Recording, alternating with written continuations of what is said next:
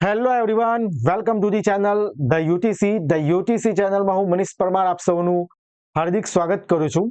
GSSB દ્વારા હાલમાં જ જાહેર થયેલ additional assistant engineer electrical class 3ની 51 જેટલી જગ્યા બહાર પડી છે અને એના ફોર્મ ભરાવાના શરૂ છે અને છેલ્લી તારીખ 10 ઓક્ટોબર 2025 છે. આશા રાખું કે તમે બધાએ ફોર્મ ભરી દીધું હોય અને તૈયારી પણ શરૂ કરી દીધી હશે.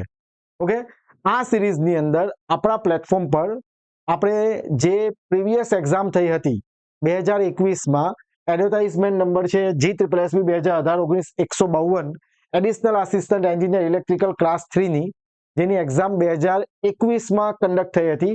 આઈ થિંક ડેટ છે 7 ફેબ્રુઆરી 2021.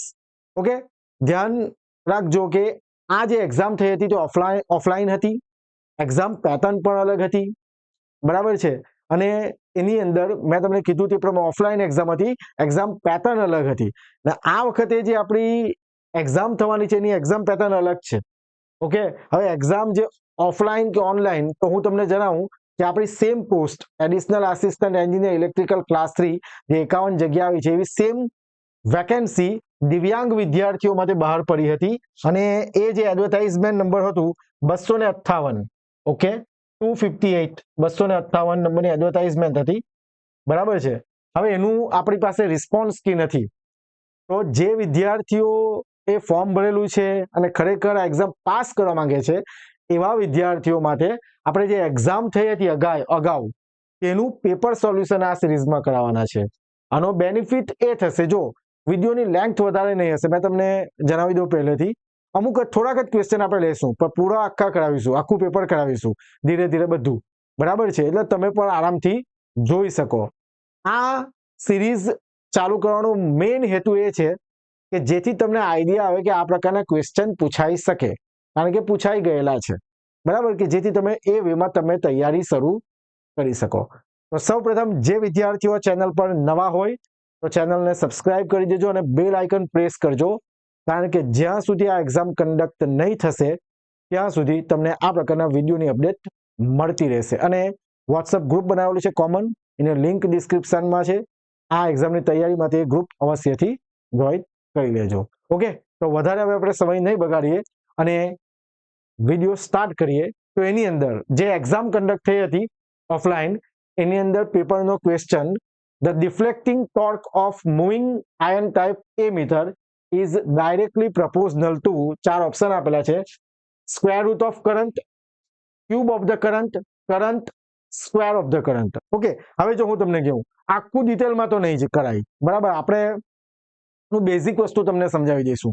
આખું ડિટેલમાં કરવા જાય તો આપણો અડધો કલાક એક જ થિયરીમાં જતો રહી, એટલે આપણે એનું બેઝિક તમને સમજાવી દઈશું, બરાબર છે. હવે deflecting torque moving iron type instrument, બરાબર છે, કંટ્રોલિંગ ટોર્ક અને ડિફ્લેક્ટિંગ ટોર્ક આવે, બરાબર છે. હવે જે ડિફ્લેક્ટિંગ ટોર્ક છે, deflecting torque,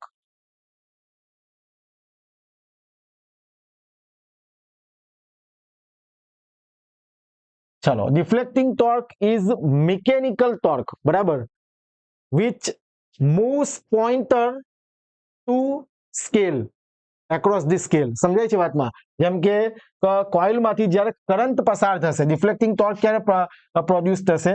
when current flowing through coil, current flowing through coil, બરાબર, જેવું કોઇલમાંથી કરંટ ફ્લો થશે ડિફ્લેક્ટિંગ ટોર્ક પ્રોડ્યુસ થશે. અને આ જે ડિફ્લેક્ટિંગ ટોર્ક છે એક મિકેનિકલ ટોર્ક છે જે moves pointer across the scale. સમજાય છે વાતમાં? એક્રોસ ધી સ્કેલ, બરાબર. જેમ કે આપણો પોઇન્ટર છે ને આપણો સ્કેલ છે, તો આ રીતના મૂવ કરાવશે. જેટલો કરંટ ફ્લો થશે એના મુજબ શું છે કે મેગ્નેટાઇઝિંગ ઇફેક્ટ આમાં આવશે. પણ મેં તમને કીધું તે પ્રમાણે આપણે બેઝિક વસ્તુ જ કહીશું. આ પોઇન્ટર શું છે, આ રીતના ડિફ્લેક્ટ થશે, તેને આપણે શું કયું ટોર્ક કહીશું? Deflecting torque. ઓકે, હવે જે આ ડિફ્લેક્ટિંગ ટોર્ક જે પ્રોડ્યુસ થાય છે ને, આ ડિફ્લેક્ટિંગ ટોર્ક નું ફોર્મ્યુલા which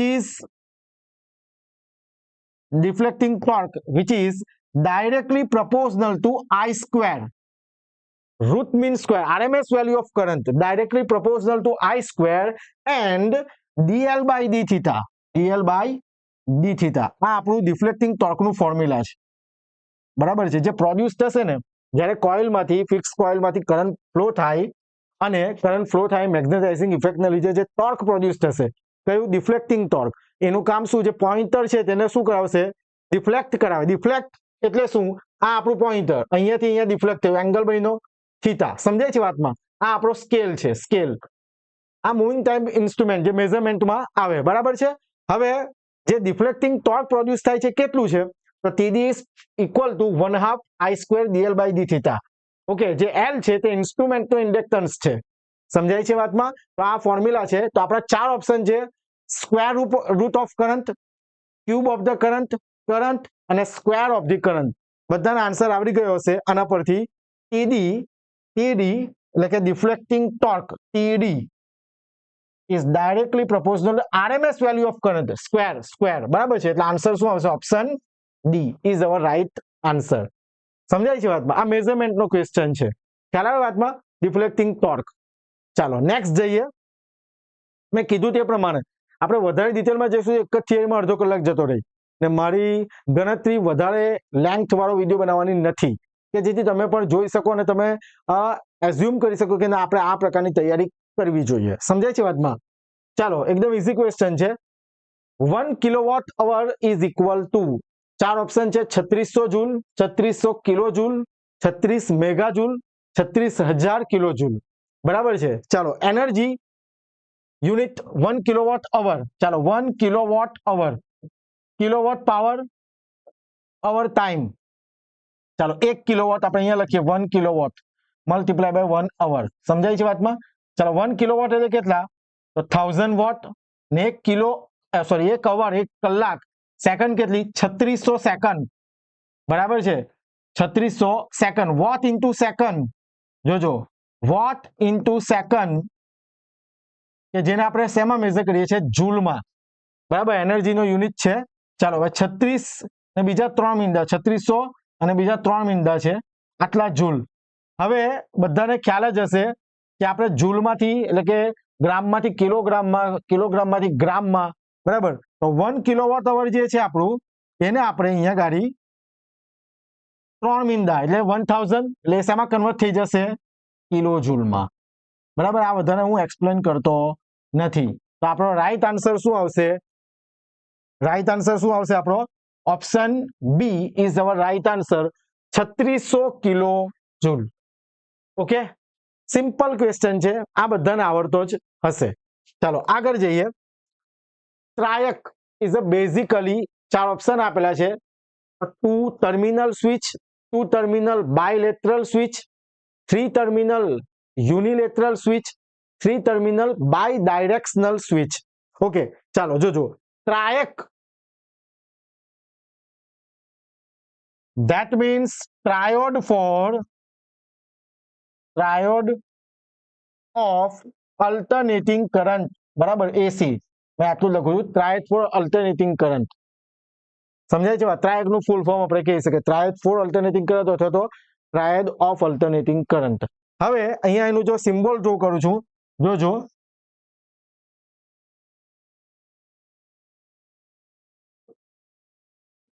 ઓકે, અહીંયા main terminal 2, main terminal 1, okay, ને આ આપણું ગેટ પલ્સીસ.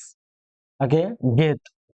તો તમને જોઈને તો આઈડિયા આવી જ ગયો હશે કે કેટલા ટર્મિનલ છે. ટર્મિનલ કેટલા છે આમાં, 3. Main terminal 2, main terminal 1 and gate. ચાલો આમાં જોઈએ. 2 ટર્મિનલ સ્વિચ, તો 2 ટર્મિનલ એટલે ઓપ્શન આ તો કેન્સલ જ થશે. સમજાય છે. Option B and option A are cancel. હવે 3 terminal unilateral switch, 3 terminal by directional switch. Okay, જે ટ્રાયડ છે, ટ્રાયડ ઓફ અલ્ટરનેટિંગ કરંટ, તો મેં તમને કીધું 3 terminal, 3 terminal by directional switch, બરાબર છે, બાય ડાયરેક્શનલ સ્વિચ છે. 3 terminal bidirectional switch control current at both direction, control current in both direction. કે આ ટ્રાયકનું સ્પેસિફિકેશન છે. ઓકે, બંને ડાયરેક્શનમાં કરંટને કંટ્રોલ કરશે. જેવું તમે ગેટને સિગ્નલ આપશો, ટ્રિગર કરશો, બરાબર છે, ને એ બંને ડાયરેક્શનમાં કરંટને કંટ્રોલ કરશે. અને ક્યાં યુઝ થાય? ઇલેક્ટ્રોનિક સર્કિટમાં. ઇલેક્ટ્રોનિક સર્કિટની અંદર યુઝ થાય છે આ, બરાબર છે. This is the trick. એટલે આપણે આન્સર આવશે option D is our right answer. 3 terminal by directional switch. Okay, જોઈએ આગળ. Next question. The advantage of corona is that it result into, 4 option આપેલા છે. Increase in transient corrosion of conductor, increase in effective conductor size and hissing noise. Okay, ચાલો હવે જરા જોજો. આપણને પૂછેલું છે એડવાન્ટેજ. કોરોના નું તમે સાંભળ્યું જ હશે, effect in power system. Okay, એક સિમ્પલ ઉદાહરણ આપું કે જો કઈ તમે અંધારી રાત્રે ચોમાસામાં કેવામાં જશો તો કોઈ ટ્રાન્સમિશન લાઈન હોય તેની આજુબાજુ તમને કંઈક ગ્લો દેખાશે, સરકતું દેખાશે, બ્લુ કલરનું. સમજાય છે? તેને આપણે કોરોના ઇફેક્ટ કહીએ. કેવી રીતના થાય? તો એરનું આયોનાઇઝેશન થશે, બાબા electric strength, electric field strength અમુક વેલ્યુ કરતા વધી જાય. ઓકે, તો ત્યાર પછી આયોનાઇઝ થશે ને આજુબાજુ શું છે? એર આયોનાઇઝ થઈને શું છે? હિઝિંગ નોઇઝ સાથે ગ્લો હોય બ્લુ કલરનો. એને આપણે કોરોના ઇફેક્ટ કહીએ છીએ.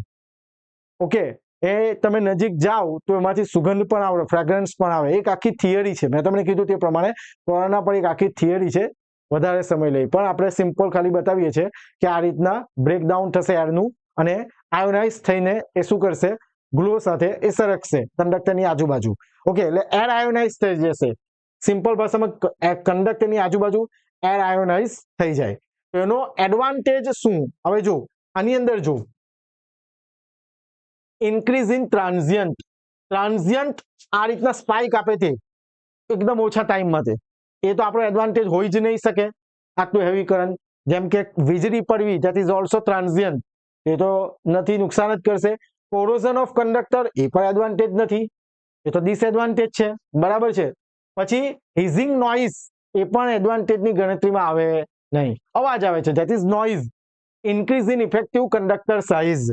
જો કંડક્ટિંગ પાથ ઇન્ક્રીઝ કરે, સિમ્પલ વસ્તુ છે. આ આપણો કંડક્ટર છે, એની આજુબાજુ આ રીતના ગ્લો થઈને એર આયોનાઇઝ થઈ જાય છે. સમજાય? એટલે આટલો કંડક્ટિંગ પાથ શું છે? વધારે છે. કંડક્ટિંગ એરિયા જે છે કંડક્ટરનો એ શું થાય છે? ઇન્ક્રીઝ થાય છે. એટલે આપણો option number C is our right answer. Increase in effective conductor size, that is the advantage of corona. એમ તો ઘણા બધા ક્વેશ્ચન આમાંથી પૂછાઈ શકે, બરાબર છે, પણ મેં તમને કીધું તે પ્રમાણે આપણે ટુ ધ પોઈન્ટ ડિસ્કસ કરીશું. આપણા કોર્સની અંદર બધું જ વિગતવાર ભણાવવામાં આવશે અર્જુન બેચમાં. એ તમને પછી માહિતી આપું. ચાલો આગળ જઈએ. ઇફ ઘણી વખત ઘણી બધી એક્ઝામમાં પૂછાયેલો ક્વેશ્ચન છે. આ GSSB ની એક્ઝામ છે, પણ GPSC માં પણ ઘણી વખત રિપીટ થયો છે. GSSB ત્યારે પૂછે જે GPSC એ પૂછેલું હોય. આવું એક ઓબ્ઝર્વેશન છે મારું. એટલે GPSC ના ક્વેશ્ચન GSSB રિપીટ કરે છે. એટલે જો આપણે તૈયારી કરી રહ્યા હોય તો હું તમને સજેસ્ટ કરીશ કે પ્રીવિયસ યર ક્વેશ્ચન જે હોય તે પણ તમે સોલ્વ કરી લેજો.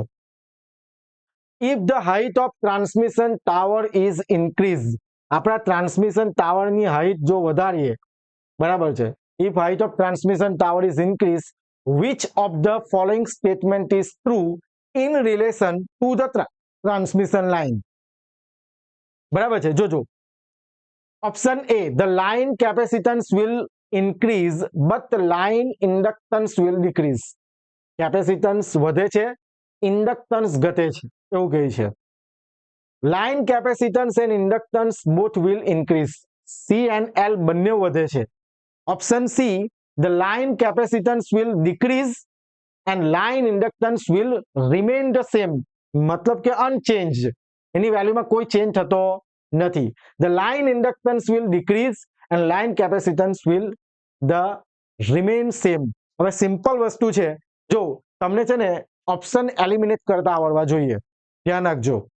હવે સિમ્પલ વસ્તુ છે, તમે ટાવરની હાઈટ વધારશો તો પેરામીટર તો ચેન્જ થવાના જ. એવું નથી કે બંને જ થશે, હું તમને બતાવું, પણ કોઈક તો થાય. એટલે આ તો છે, જેમ કે સમજીએ એવો કોઈ ઓપ્શન છે કે the line capacitor inductance both will increase? Okay, the line inductance will decrease and line capacitance will remain the same. Height વધારે, કેપેસિટન્સ એટલે શું? બે પ્લેટ આ રીતના, બરાબર છે. જો હાઈટ જેમ જેમ વધારશો તેમ તેમ કેપેસિટન્સ તો ચેન્જ થશે જ, એટલે રિમેન્સ ધ સેમ વાળો ઓપ્શન ખોટો, બરાબર છે. હવે જરા જોજો, આપણી પાસે formula C is equal two શું છે? એપ્સાઇલોન A અપોન D, બરાબર છે. C is equal two epsilon A upon D. D એટલે ડિસ્ટન્સ બિટવીન ધ પ્લેટ. હવે આપણે જેમ અહીંયા જેમ કે ટ્રાન્સમિશન ટાવર છે, સમજો તો આ કંડક્ટર છે બે, ઓકે, અહીંયા તો કેપેસિટર બને જ છે, પણ આ કંડક્ટર વચ્ચે પણ બનશે કેપેસિટર. જેમ જેમ હાઈટ વધારતા જઈએ તેમ તેમ બે કંડક્ટર વચ્ચેનું ડિસ્ટન્સ પણ શું થાય? વધે. એ બે પ્લેટ જેવું કામ કરે, સમજાય છે વાતમાં? આ બે કંડક્ટર એટલે બે ટ્રાન્સમિશન ટાવર વાયર જાય છે, આપણે સિમ્પલ ભાષામાં કહીએ તો. હવે કેપેસિટરની વ્યાખ્યા શું છે? કે બે પ્લેટ હોય, ઓકે, બે પ્લેટ હોય અને ડાઇલેક્ટ્રિક મીડિયમ હોય, તો પ્લસ ક્યુ માઇનસ ક્યુ, તો શું બની જાય? કેપેસિટર. તો આ પણ બે પ્લેટ જ થઈ ને વચ્ચે ડાઇલેક્ટ્રિક મીડિયમ તરીકે શું છે? એર. હવે જેમ જેમ તમે ટાવરની હાઈટ ઇન્ક્રીઝ કરતા જાઓ તો આ ડિસ્ટન્સ પણ વધે ને, ડિસ્ટન્સ પર બે કંડક્ટર વચ્ચે વધશે હાઈ વોલ્ટેજને લીધે, તો શું થાય? ડિસ્ટન્સ વધે તો કેપેસિટન્સ ઘટે. આ એક ઓપ્શન આપણને ખ્યાલ આવી ગયો સિમ્પલ ભાષામાં, બરાબર. એના બીજા પણ ફોર્મ્યુલા છે, પણ આપણે આને એકદમ બેઝિક થી સમજીએ તો શું છે? Line capacitance and inductance both will increase. એ પણ ઓપ્શન આપણો રોંગ. અહીંયા કેપેસિટર તો શું થાય છે? ઘટે છે. ઓપ્શન એ પણ રોંગ, કારણ કે ઇન્ક્રીઝ લખેલું છે. જો આ આપણો આન્સર શું આવશે? Option decrease. સી કેવો થાય છે? ડિક્રીઝ થાય છે. ખ્યાલ આવે? આ રીતના ઓપ્શન જો એલિમિનેટ કરતા આવડી જશે ને તો પણ વાંધો આવશે નહીં. તો શું છે? The line capacitance will decrease and line inductance will remain the same, બરાબર. ઇન્ડક્ટન્સ કંડક્ટરની જીઓમેટ્રી પર ડિપેન્ડ કરે, બરાબર છે, કઈ રીતના બનેલો છે, કેટલી સાઇઝ છે એના પર, એ ટાવરની હાઈટ પર ડિપેન્ડ કરતો નથી. એટલે આપણો option C is our right answer. Power system transmission line parameter નો ક્વેશ્ચન છે, બરાબર, જે આપણા સિલેબસમાં કમ્પ્લીટ લખેલું છે. એટલે આ પ્રકારના ક્વેશ્ચન તો બધાને આવડવા જ જોઈએ. મેં એક સ્પેશિયલ વિડીયો પણ બનાવેલો છે. મેં તમને કીધું છે પાવર સિસ્ટમ આખું કરવાનું, આખું પાવર સિસ્ટમ તમારે કરવું પડશે. સમજો વાતમાં, મશીન પણ આખું કરવું પડશે. જો તમે વિચારતો હો કે ખાલી ટ્રાન્સમિશન ઉપર ઉપર વાંચી જાઓ, નહીં, બરાબર. આ પ્રકારનું જ હોઈ શકે ક્વેશ્ચન. તમે બધું ડિટેલમાં સમજેલા હશો તો વધારે તમને આઈડિયા આવશે. અને સિલેબસની અંદર બેઝિક ઇલેક્ટ્રિકલ એન્જિનિયરિંગ રિલેટેડ કોઈ ટોપિક મૂકેલા નથી. જો કોઈ વિદ્યાર્થી ઘણા સમય પહેલા પાસ આઉટ થયો હોય, મીન્સ 4-5 વર્ષ પહેલા, નોન ટેકની તૈયારી કરી હોય, ટેકનિકલ તૈયારી કરી નહીં હોય ને હવે વિચારી રહી હોય, તો બેઝિક ઇલેક્ટ્રિકલ એન્જિનિયરિંગ પણ પહેલા કરજો, કે જેથી તમને તૈયારીમાં મદદરૂપ થાય. સમજાય છે વાતમાં? આ વસ્તુ ખાસ તમારે ધ્યાન રાખવાનું છે. ઓકે, હવે આપણી એપ્લિકેશન ધ યુટીસી પર એડિશનલ આસિસ્ટન્ટ એન્જિનિયરની તૈયારી માટે જે 51 જગ્યા બહાર પડી છે, બરાબર, એડવર્ટાઇઝમેન્ટ નંબર 362 નંબરની એડવર્ટાઇઝ છે. અર્જુન બેચ આપણે લોન્ચ કરેલો છે, ઓકે, જેમાં part A and part B બંનેની તૈયારી, એટલે કે 210 માર્ક્સની ફૂલ પ્રિપેરેશન થઈ જશે. ઘણા બધા વિદ્યાર્થીઓ જોઈન કરી લીધું છે. 4,999 રૂપિયામાં કોર્સ તમે એનરોલ કરી શકો. અને જો કોઈ વિદ્યાર્થીને મેથ્સ રીઝનિંગ આવડતું છે અને ઓનલી પાર્ટ બી ની તૈયારી કરવા માંગે છે, જેમાં 150 માર્ક્સની તૈયારી, એટલે કે ટેકનિકલ 120, બંધારણ, કરંટ અફેર અને ગુજરાતી અંગ્રેજી કોમ્પ્રિહેન્શન 30 માર્કનું, એ એમ જ મૂકેલ છે એવું સમજો. મેઇન ફોકસ 30 માર્કનું, 120 જ છે એમાં, બરાબર. એટલે પાર્ટ બી માં આવતું છે એટલે મૂકી દીધેલું છે. ખાલી ટેકનિકલ મૂકીને શું ફાયદો એમ, એટલા માટે. એટલે આમાં તમને ફૂલ પ્રિપેરેશન ને આમાં 150 માર્કની પ્રિપેરેશન 3,999 રૂપિયામાં થઈ જશે. ઓકે, અને બધા ન્યુલી રેકોર્ડેડ લેક્ચર છે, સમજો વાતમાં. પ્લસ ડેમો લેક્ચર પણ મુકાઈ ગયા છે, તો તમે એપ્લિકેશનમાં ડેમો લેક્ચર જુઓ. જો કોઈ વિદ્યાર્થીઓ કોર્સ કોઈ પણ એનરોલ કરેલો હોય ધ યુટીસી નો, તો એમના રિવ્યુ લો, એમની પાસે રિવ્યુ લો કે ધ યુટીસી ના કોર્સમાં કઈ રીતનું મતલબ બધું ચાલી રહ્યું છે. ઓકે, તમે રિવ્યુ લો, ડેમો લેક્ચર જુઓ, અને ત્યાર પછી તમે અર્જુન બેચ તમે એનરોલ કરી શકો. અને આ અર્જુન બેચની વેલિડિટી અપ ટુ એક્ઝામ સુધી રહેશે. સમજાય છે? અને દરેક લેક્ચરની પીડીએફ તમે તમારા મોબાઈલમાં ડાઉનલોડ કરી શકશો. આ ધ્યાન રાખજો. અને મેં તમને કીધું તેમ આખું પાવર સિસ્ટમ, આખું મશીન પાવર સિસ્ટમ 30 માર્કનું છે, મશીન 20 માર્કનું છે. અને જે સિલેબસ આપેલો છે એના ઉપરાંત આપણે બેઝિક ઇલેક્ટ્રિકલ એન્જિનિયરિંગ તમને કરાવેલું છે કે જેથી જો તમે ટેકનિકલના ટચમાં નહીં હોય, ડાયરેક્ટ પાવર સિસ્ટમ ને મશીન વાંચવા કરતા ભલે સિલેબસમાં નથી પણ તમારે બેઝિક ઇલેક્ટ્રિકલ એન્જિનિયરિંગ જોઈ લેવું, એ પણ આપણે મૂકી દીધું છે. ઓકે, તો આ કોર્સની વિગત છે. એના સિવાય જો તમારે કોઈ ડાઉટ હોય તો મોબાઈલ નંબર 6354999091 પર તમે મને કોલ કરીને માહિતી પૂછી શકો. અને વેબસાઇટ છે મારી www.theutc.in. બરાબર છે. આ વેબસાઇટ પર જઈને તમે ફેકલ્ટીના ઇન્ટ્રોડક્શન જોઈ શકો. બધા જ faculty IIT NIT pass out faculty છે, GPSC ગેટ જેવી એક્ઝામ પાસ કરેલી છે અને સારો એવો એક્સપિરિયન્સ છે. બરાબર છે. ઓકે, તો આટલી વિગત છે આપણા અર્જુન બેચની. આવી આપણા મુદ્દા પર જોઈએ. Permanent magnet moving type instrument measuring instrument એટલે કે PMMC. ઓકે, જો આમાં છે ને બીજો ક્વેશ્ચન આમાં એ પૂછાતો છે કે મૂવિંગ ટાઈપ ઇન્સ્ટ્રુમેન્ટ જે છે ને આપણું એ AC અને DC બંનેમાં વપરાય. એટલે આ પણ એક યાદ રાખવાનું છે. ઓકે, એ તો તમે મેઝરમેન્ટ રીડી કરશો ત્યારે આવી જ જશે. પૂછાતો છે ઘણી વખત ક્વેશ્ચન. ચાલો, a PMMC type measuring instrument is not provided with any controlling mechanism. જો કોઈ કંટ્રોલિંગ ટોર્ક મિકેનિઝમ પ્રોવાઈડ કરેલું નથી. કંટ્રોલિંગ ટોર્ક જે છે ને, કંટ્રોલિંગ ટોર્ક, જો આખું ઇન્સ્ટ્રુમેન્ટ તો સમજાવવા નહીં બેસાય. Controlling torque provided by spring. સમજો, સ્પ્રિંગ. આ ડિફ્લેક્ટિંગ ટોર્ક અને કંટ્રોલિંગ ટોર્ક, રિસ્ટ્રેનિંગ ટોર્ક કે બરાબર છે એમ એને એ તરફ લાવશે. સિમ્પલ. ચાલો, controlling torque provided by spring, આટલું વસ્તુ ધ્યાન રાખો. ડિફ્લેક્ટિંગ ટોર્ક કઈ રીતના પ્રોડ્યુસ થતો હતો? Deflecting torque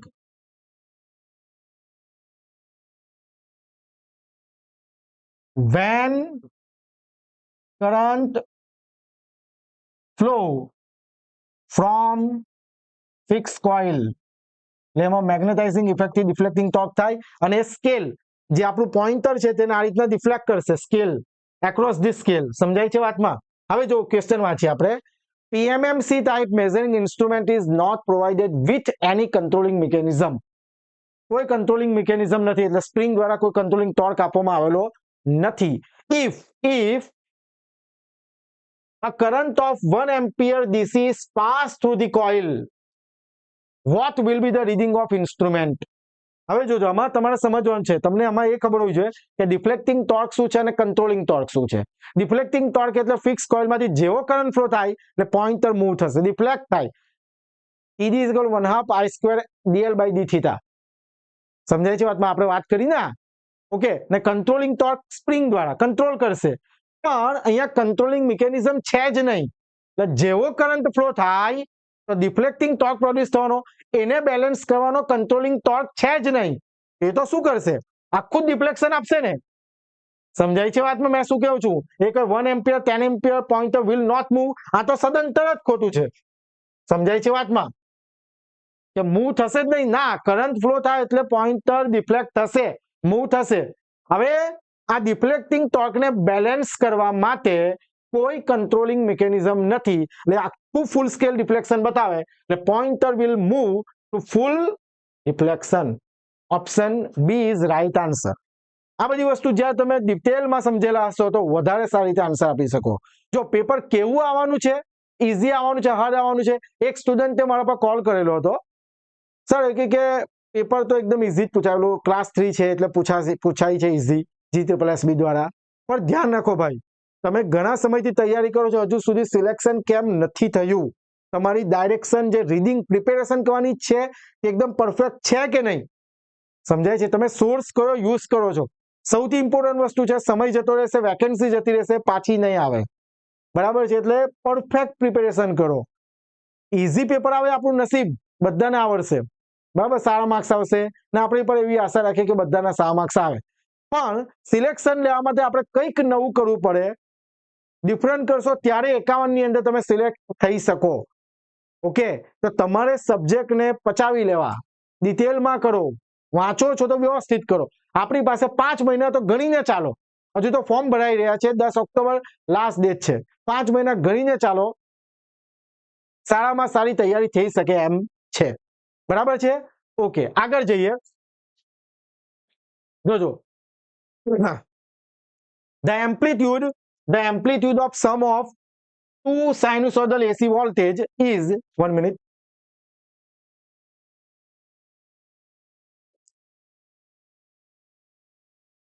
The amplitude of sum of two sinusoidal AC voltage is equal to 100 volt. The amplitude of each individual AC voltage is also equal to 100 volt. What must be the phase difference between the voltage?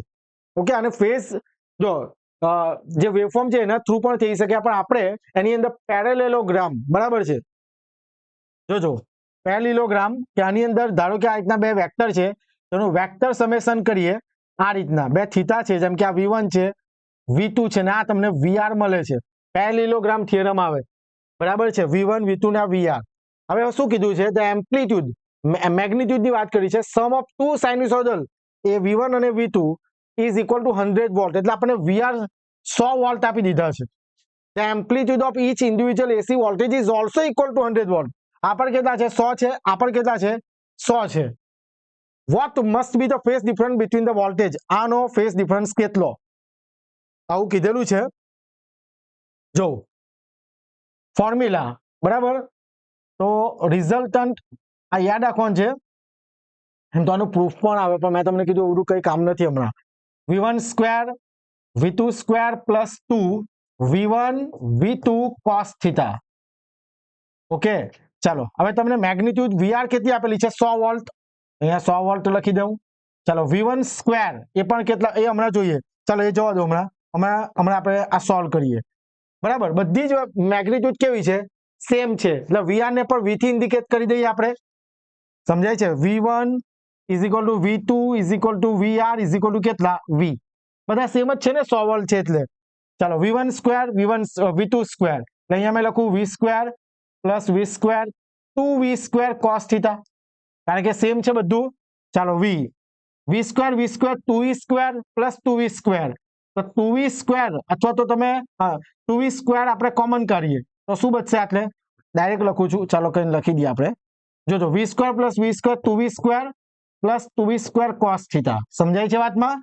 ચાલો V is equal two under route, ચાલો આની અંદરથી common શું નીકળશે? 2V square 1 plus cos theta. ચાલો જરા જોજો હવે. તો V ઇઝ ઇક્વલ ટુ, બરાબર, આપણે 2V સ્ક્વેર માંથી V સ્ક્વેર બહાર કાઢીએ તો શું થશે? અથવા તો અહીંયા લખો, જોજો, એટલે ફોર્મ્યુલામાં 2V સ્ક્વેર અને 1 પ્લસ cos થીટા નું ફોર્મ્યુલા થાય 2 cos square theta by 2. 2 cos square theta by 2, બરાબર, આ ફોર્મ્યુલા થશે. ચાલો 2V સ્ક્વેર બહાર આવશે એટલે શું થાય? ને 2 દુ 4 એટલે 2 બહાર આવશે, ને 2V સ્ક્વેર એટલે શું? ઓનલી કેટલું થાય? V થશે. 2V under root cos square theta by 2. સમજાય છે વાતમાં? ચલો V આપણા કેટલા છે? એ કે કેન્સલ, તો V એટલે આ બાજુ 1/2. Okay, cos square theta by 2. Okay, એ કેટલું થાય? cos theta by 2. સમજાય છે વાતમાં? તો cos થીટા બાય 2 1/2 એટલે કેટલું? 0.5. તો થીટા બાય 2 cos માં 0.5 ક્યારે આવશે? અથવા 1/2 ક્યારે આવશે? તો 60 હોય ત્યારે. થીટા બાય 2 કેટલું? 60. તો થીટા બરાબર 60 2 કેટલું? 120. સમજાય છે વાતમાં? સિમ્પલ ગણતરી જ કરેલી છે, કઈ હાર્ડ નથી. ઓકે, આ ફેઝ ડિફરન્સ વેવફોર્મ થી પણ સમજી શકાય, બીજી રીતે પણ આપણે આ રીતના કરાવીએ છીએ. આ રીતનો ક્વેશ્ચન પૂછાયો હતો. ઓકે, આપણે લાસ્ટમાં ટીક તો કહ્યું ને? હા, ચાલો, એટલે અહીંયા શું આવશે આન્સર આપણો? Option A 120 degree. બરાબર છે? ખ્યાલ આવ્યો ને બધાને? સિમ્પલ ગણતરી છે. આ લેક્ચરની આપણે જે PDF છે, આ વિડીયોની PDF આપણે આપણી પેલા વોટ્સઅપ ગ્રુપમાં અથવા તો ટેલિગ્રામ ગ્રુપમાં મૂકી દઈશું, ત્યાંથી તમે લઈ લેજો. તો વોટ્સઅપ ગ્રુપ જે કોમન બનાવેલું છે આ એક્ઝામ માટે, તેની લિંક પણ નીચે ડિસ્ક્રિપ્શનમાં છે, અને ટેલિગ્રામની ગ્રુપ પણ નીચે ડિસ્ક્રિપ્શનમાં છે. જોઈન કરી લેજો. બધા વિદ્યાર્થી જોઈન થઈ ગયા છે. આઈ હોપ કે તમને આમાં સમજાઈ ગયું હશે. ચાલો હવે જોજો. By increasing the number of conductors in a bundle of transmission line, conductor, the self GMD of bundle. Okay, bundle conductor by increasing the number of conductor in a bundle of transmission line. Bundle of conductor એટલે શું? Bundle કંડક્ટરનો meaning જ આ રીતના થાય. આમ આ બધા બંડલ ઓફ કંડક્ટર એક સિંગલ ફેઝ ગણે. આ એક સિંગલ ફેઝ, આ એક સિંગલ ફેઝ, સમજાય? આનાથી કોરોના રિડ્યુસ થાય. સૌથી વધારે પૂછાતો ક્વેશ્ચન કે by using bundle conductor corona will increase, remain unchanged, reduce, none of the above. Corona will reduce. એ આખું ફોર્મ્યુલા છે કોરોનાનું, એ પણ જોઈશું જ્યારે આવશે ત્યારે. હમણાં જોઈએ. ચાલો હવે જોજો, જીએમડી એટલે જીઓમેટ્રિકલ મીન ડિસ્ટન્સ અથવા જીઓમેટ્રિકલ રેડિયસ. બરાબર, જીએમડી ને આપણે સેલ્ફ જીએમડી જે કહીએ છીએ, સેલ્ફ જીએમડી અથવા તો જીએમઆર 0.7788R, કે જેને R થી ઇન્ડિકેટ કરી દઈએ આપણે. હવે બંડલ કંડક્ટર થી શું થાય? ઇફેક્ટિવ રેડિયસ ઇન્ક્રીઝ થાય. જો તમે નોટ્સ બનાવતા હોય તો લખી લેજો, ઇફેક્ટિવ રેડિયસ શું થાય? ઇન્ક્રીઝ થાય. લખી દો અહીંયા, ઇફેક્ટિવ રેડિયસ વિલ ઇન્ક્રીઝ. જો ઇફેક્ટિવ રેડિયસ ઇન્ક્રીઝ થાય, ઓકે, તો જીએમડી પણ શું થશે? ઇન્ક્રીઝ થશે. એટલે option A is our right answer. સમજાય છે વાતમાં બધાને? ઓકે, આ બધી વસ્તુ આપણે પાવર સિસ્ટમમાં ડિટેલમાં કોર્સમાં તો ભણાવી જ રહેલા છે, અને જો તમે સેલ્ફ પ્રિપેરેશન કરી રહ્યા છો તો તમે પણ આ વાંચજો. જીએમડી, જીએમઆર ઇમ્પોર્ટન્ટ છે. ઓકે, તો answer A is our right answer. Next question. Okay, ચાલો આટલા ક્વેશ્ચન આજે આજના વિડીયોમાં આપણે કવર કરેલા છે. બરાબર છે. આશા રાખું કે તમને આનાથી થોડો ઘણો આઈડિયા આવ્યો હોય કે આપણે કયા પ્રકારની પ્રિપેરેશન કરવી જોઈએ કે જેથી આપણું સિલેક્શન લઈ શકાય. ઓકે, અને મેં કીધું તે પ્રમાણે અર્જુન બેચ તમારે એનરોલ કરવું હોય તો એપ્લિકેશન ડાઉનલોડ કરવી પડશે કે જેની લિંક ડિસ્ક્રિપ્શનમાં છે. બરાબર છે. અને તમે મોબાઈલ નંબર 6354999091 પર તમે મને કોલ કરી શકો. ન્યૂલી રેકોર્ડેડ કોર્સ છે અને સારા કન્ટેન્ટ છે, ઘણા વિદ્યાર્થીઓ જોઈન કરી દીધું છે. ઓકે, તો આશા રાખું કે તમે બધી વસ્તુ નોટ ડાઉન કરી હોય. પીડીએફ જોઈતી હોય તો વોટ્સઅપ અથવા તો ટેલિગ્રામમાં જોડાઈ જાઓ, ત્યાંથી તમને મળી જશે. ઓકે, તો ફરીથી નેક્સ્ટ વિડીયોમાં મળીએ પેપર સોલ્યુશનના. ત્યાં સુધી બધા ચેનલ સાથે જોડાયેલા રહેજો, સબસ્ક્રાઇબ કરી દો, અને જો ખરેખર વિડીયો ઉપયોગી લાગ્યો હોય તો વિડીયોને લાઈક અને તમારા મિત્રો સુધી શેર કરજો. તો મળીએ નેક્સ્ટ લેક્ચરમાં. Thank you very much. જય હિન્દ, જય ભારત.